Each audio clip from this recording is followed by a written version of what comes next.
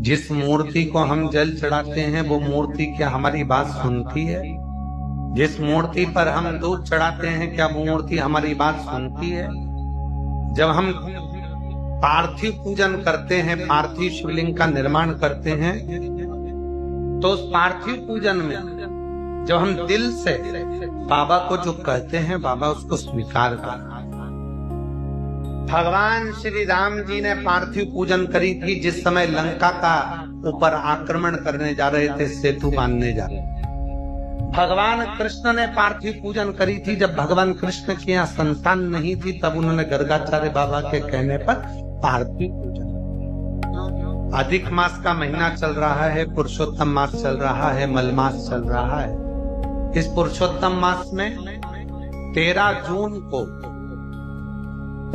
अधिक मास पुरुषोत्तम मास की शिवरात्रि पड़ेगी।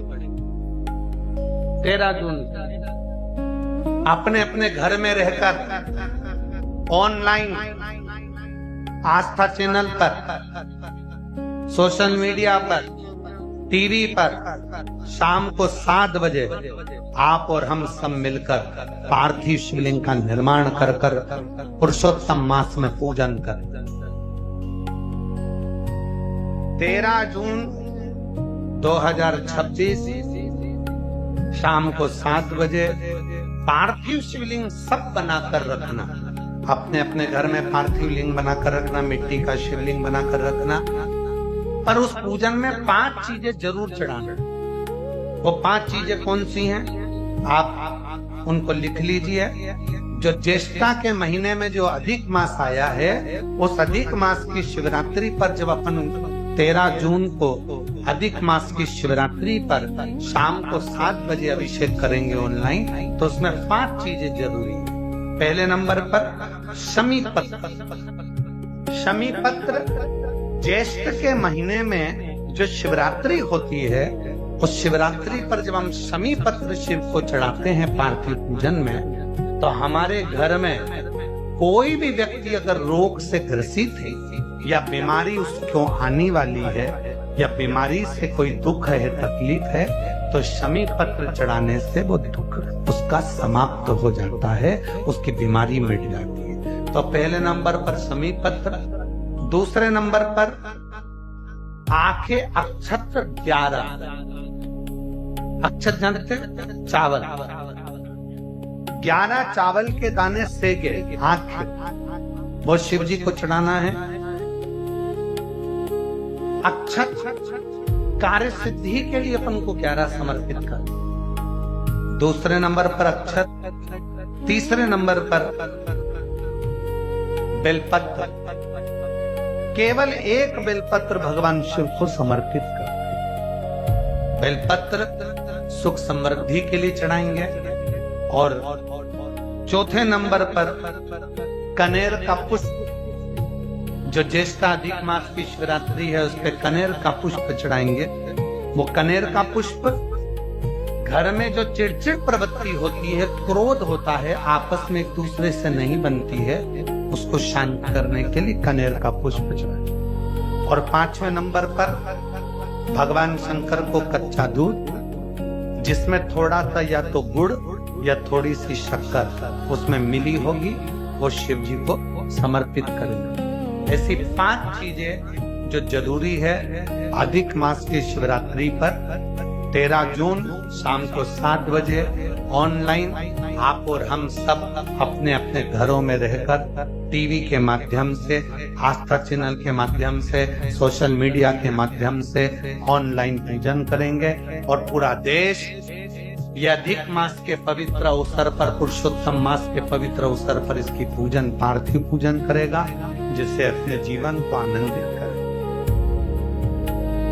सती मैया को शिव जी ने स्वीकार करा। पार्थिव पूजन की महत्वता इतनी प्रबल है कि पाषाण में भी देवता को प्रकट कर। श्री शिवाय नमस्तुभ्यम। गुरुजी ने जो सामग्री बताई है उस सामग्री की लिस्ट मैं आपके लिए लेकर आया हूँ। पूरी सामग्री आप अच्छे से लिख कर रख लेना। जैसा कि गुरुजी ने बताया है, 13 जून 2026 अधिक मास की महाशिवरात्रि आ रही है। उस दिन गुरुदेव शाम के 7 बजे ऑनलाइन पूजा करवाएंगे। तो उसके लिए गुरुजी ने बोला है कि आपके पास सामग्री पहले से होनी चाहिए, और उसकी लिस्ट भी गुरुजी ने जारी कर दी है। तो उसी लिस्ट से मैं आपके लिए सामग्री लेकर आया हूँ, तो वो सामग्री आप जरूर नोट करके रख लीजिए। पर इससे पहले आप सबसे एक निवेदन है कि आप वीडियो को लाइक जरूर कर दें और अपने दोस्तों और परिवार के साथ शेयर जरूर करें, ताकि सभी को पता लग सके कि कौन सी सामग्री से पूजा करनी है। सबसे पहले हम उन सामग्री की बात करते हैं जो गुरुजी ने जरूरी बताई है। वो 5 सामग्री जो सबसे ज्यादा जरूरी है, उनमें सबसे पहले नंबर पर आता है शमी पत्र। शमी पत्र महादेव को इसलिए चढ़ाया जाता है ताकि पूरे साल हमारे घर में किसी प्रकार का कोई रोग ना हो, पूरा परिवार रोग से बचा रहे। दूसरे नंबर पर गुरुजी ने बताया है कि 11 चावल के साबुत दाने, टूटा फूटा हुआ दाना आपको नहीं लेना। चावल के 11 दाने बिल्कुल साबुत लेने हैं। चावल के दाने महादेव को इसलिए चढ़ाए जाते हैं ताकि हमारे जितने भी कार्य है उनमें कोई भी बाधा ना हो। जैसे अगर हमारा कोई बिजनेस है या कोई दुकानदारी है तो उसमें भी अच्छा लाभ हमें मिल सके, इसलिए चावल के दाने चढ़ाए जाते हैं। तीसरे नंबर पर गुरुजी ने बताया है 1 बेलपत्र। मात्र 1 बेलपत्र का पत्ता आपको महादेव को समर्पित करना है। बेलपत्र का पत्ता इसलिए चढ़ाया जाता है ताकि हमारे घर में सुख समृद्धि बनी रहे, किसी प्रकार की घर में कोई बाधा उत्पन्न ना हो, इसलिए महादेव को 1 बेलपत्र का पत्ता भी अवश्य चढ़ाएं। चौथे नंबर पर गुरुजी ने बताया है कनेर का 1 पुष्प। कनेर का फूल आपको महादेव को चढ़ाना है। कनेर का फूल चढ़ाने से घर में जो लड़ाई झगड़े होते रहते हैं या बात बात पर घर के किसी सदस्य को क्रोध आता है या फिर मन शांत नहीं रहता, तो इसलिए महादेव को कनेर का पुष्प चढ़ाया जाता है। 5वें नंबर पर गुरुजी ने कहा है गाय का कच्चा दूध, और उस दूध में आपको गुड़ या शक्कर जो हम चीनी बोलते हैं जिसको, वो आपको मिला लेना है। ये 5 जो सामग्री गुरुजी ने बताई है ये तो आपको अवश्य ही चढ़ानी है। इसके अलावा आपको पंचामृत भी तैयार करना है, उसकी सामग्री और बाकी सब सामग्री की मैं जो डिटेल है वो आपको बताने जा रहा हूँ, तो एक एक करके आप सब नोट कर लीजिए। दूध, दही, शहद, घी, शक्कर, इत्र, चंदन, 3 गोल सुपारी आपको 3 लेनी है। रोली, चावल, मौली, कपूर, 2 घी के दीपक आपको घी के ही लेने हैं। जनेऊ, काली मिर्च, 2 फल कोई भी आप ले सकते हैं। मिठाई में कोशिश करिएगा कि आप अपने घर पर तैयार करें।